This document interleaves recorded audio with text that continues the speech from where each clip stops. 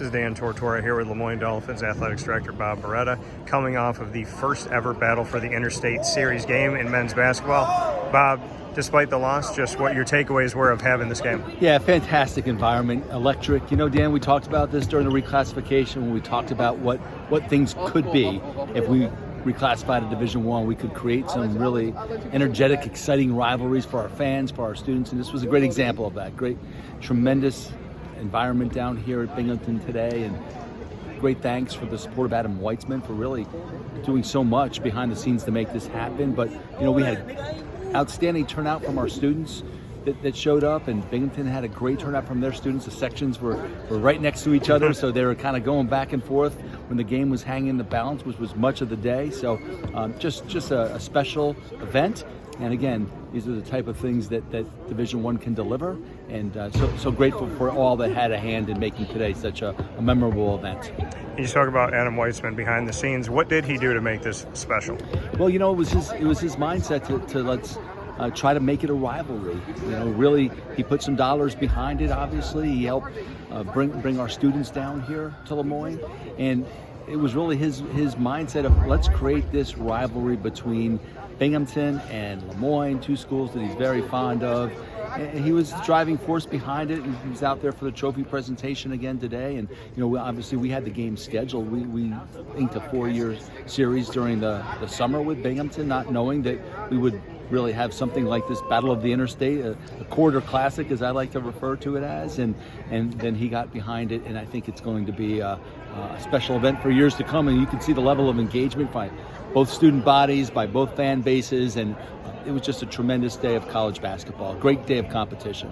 The students came out in droves to support the LeMoyne Dolphins. You came out, and President Dr. Linda Lemira here as well. Just what it means to you, we've talked about this before, to have a president that is visible, shows up for the students and student athletes, shows up for the coaches, and not only shows up, but is definitely shows her emotion on the side as well. I was sitting courtside right next to the president, but I might have had the worst seat in the house because she stands and she's up and down and she's moving as if she was still a player. She's so engaged. She's so passionate.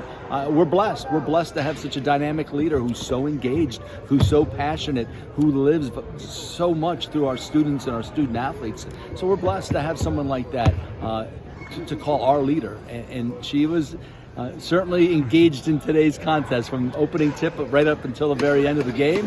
And I think she was excited about the outcome, excited about the student turnout, excited about, again, to see what can be. And this is something that we talked about, right? This is before our eyes, seeing the thoughts of, hey, what can become of LeMoyne if it reclassifies? Well, we're in the mix now. You know, we're in the mix, we're in the conversation, we're in the discussion, we're relevant, and we're creating special rivalries and lifetime memories for not just our current student athletes, but our alums that were here today, our students that were here today, and just everyone who really still proudly wears the green and gold.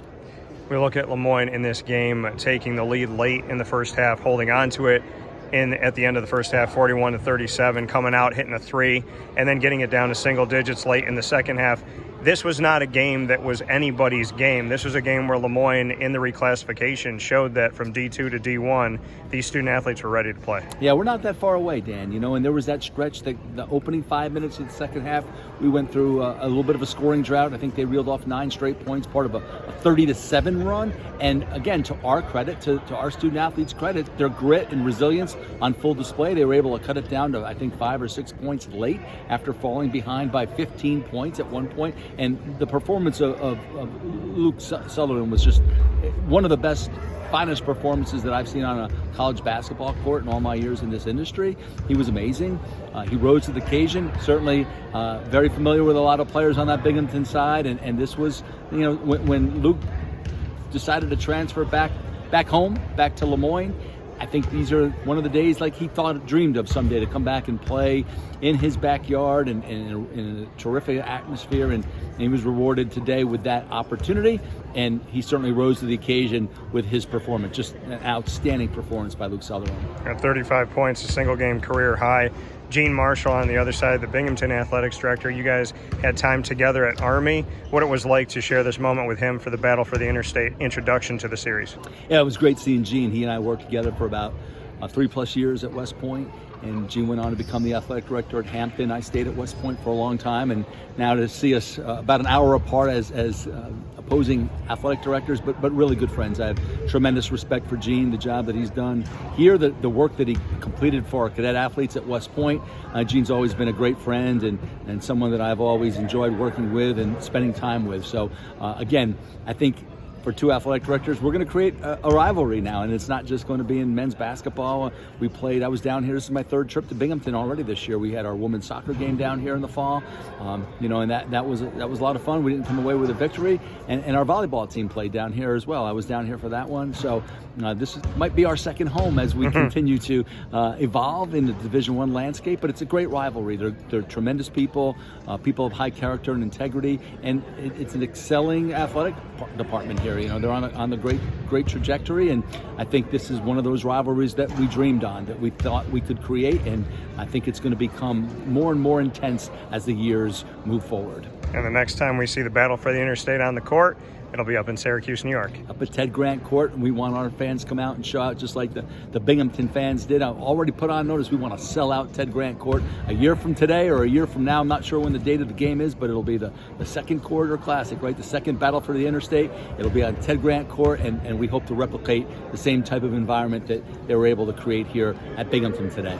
Well, thank you, Bob, and as always, fins up. Fins up, Dan.